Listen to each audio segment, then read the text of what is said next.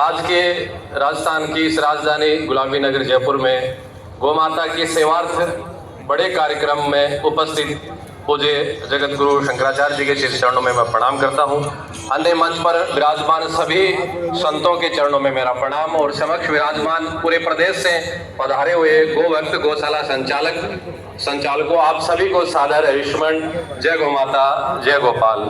आज हम सब राजस्थान में नहीं पूरे भारत के गौ भक्तों का एक गौरव की भावना इस रूप में उपस्थित हो रही है कि आजादी के बाद से जिस कार्य को लेकर के हम सब अथवा हमारे से पूर्व जो सनातनी जो गौ भक्त थे कि भारत आजाद हुआ है और आजाद होते ही सबसे पहली कलम से गौ माता की हत्या पर पूर्ण प्रतिबंध के साथ गाय इस राष्ट्र की मुखिया हो प्रमुख हो यह जो नीति निर्धारित कानून में जो बनने की बात थी वो आज 17 वर्षों तक नहीं बनी।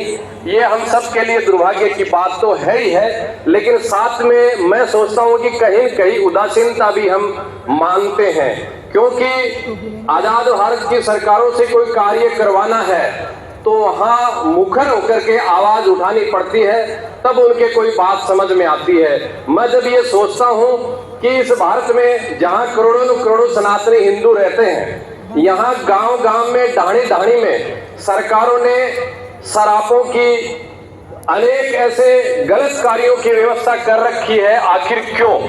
और करोड़ों की संख्या में जो सनातनी गोभक्त है जो मांग कर रहे हैं उनका कार्य नहीं हो रहा, ऐसा क्यों है? मुझे लगता है कि ये इतना भेद तभी हो रहा होगा कि जो आवाज है गौ माता की वो कहीं न कहीं कमजोर हो सकती है। लेकिन मुझे शंकराचार्य जी सहित तमाम सब संत लोग पूरे भारत में मुखर होकर के गौ माता की आवाज उठा रहे हैं, परिणाम निश्चित आएंगे। मुझे लगता है कि जिस तरीके से राजस्थान में सरकारी स्तर पर गो आधारित नीतियां बनी है, ये हम सबके सामने एक बहुत बड़ी प्रेरणा साबित हो रही है। मुझे स्वयं को भी, जैसे बाबूलाल जी बता रहे थे, कि आश्चर्य है कि आज के समय में जिस कार्य की 15 वर्ष पूर्व कल्पना नहीं होती थी कि गौशालाओं को अनुदान मिले और सरकारी स्तर पर गौ मंत्रालय भी बने, ऐसी कभी कोई कल्पना भी नहीं होती थी 20 वर्ष पहले, वो कार्य आज राजस्थान में हुआ है।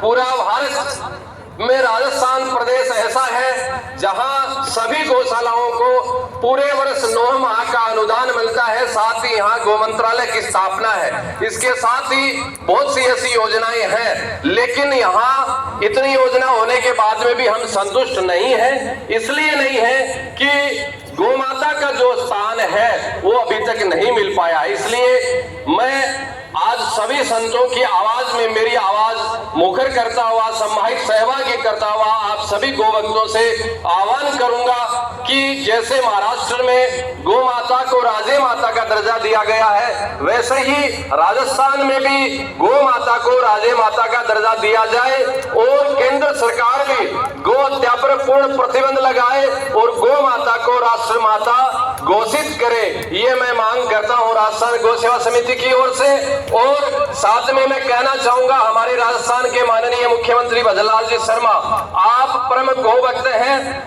कृष्ण भक्त भी हैं, गोवर्धन के प्रतिवर्ष आप परिक्रमा करते हैं, जो हमारा गोवर्धन पर्वत है वहां गोवर्धन की परिक्रमा करते हैं, तो मैं कहना चाहूंगा कि भगवान श्री कृष्ण ने गौ माता की रक्षा के लिए ही गोवर्धन की पूजा की थी। इसलिए माननीय भजनलाल जी गौ भक्त है, कृष्ण भक्त है, आपके कार्यकाल में गौ माता को राजे माता का दर्जा मिलेगा ऐसा हम पूर्ण विश्वास करते हैं। परंतु एक दिन भी अगर लेट हो रहा है तो वो दुर्भाग्य का दिन जा रहा है। इसलिए इस कार्य में आप तनिक भी देरी ना करें और मेरा आह्वान रहेगा सरकार से कि इसमें तो कोई बजट की भी बात नहीं है, कहीं कोई पैसों की भी बात नहीं है, गाय को राजे माता दर्जा करना है।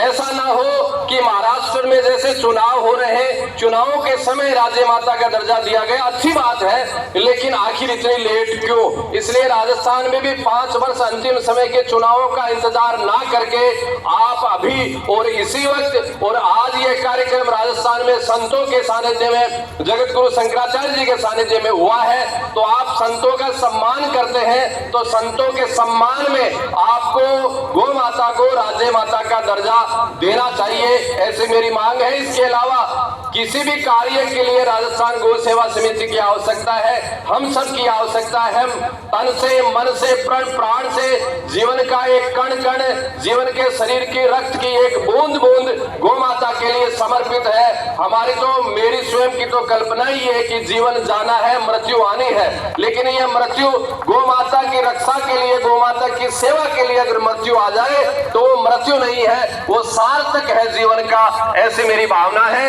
राजस्थान गौ सेवा समिति इस कार्य के लिए संकल्पित रही है और आगे भी रहेगी। और हमारा जो कार्य हम बहुत ही जल्द शीघ्र होता हुआ देखेंगे। राजस्थान गौ सेवा समिति की ओर से पूज्य जगत गुरु शंकराचार्य जी का बहुत बहुत अभिवादन। जैसा आप आदेश करेंगे उस कार्य के लिए हम करेंगे। सरकारों से हमें कार्य करवाना है, लेकिन सरकारें जिसे भावना की है, सनातनी भावना की है, उनसे ज्यादा अपेक्षा रखी जा सकती है, रखते हैं, रखने भी चाहिए।